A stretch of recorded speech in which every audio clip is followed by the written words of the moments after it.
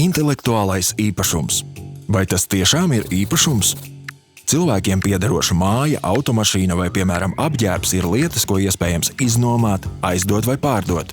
Vai to pašu var attiecināt uz cilvēka intelekta radītu jaunu darbu?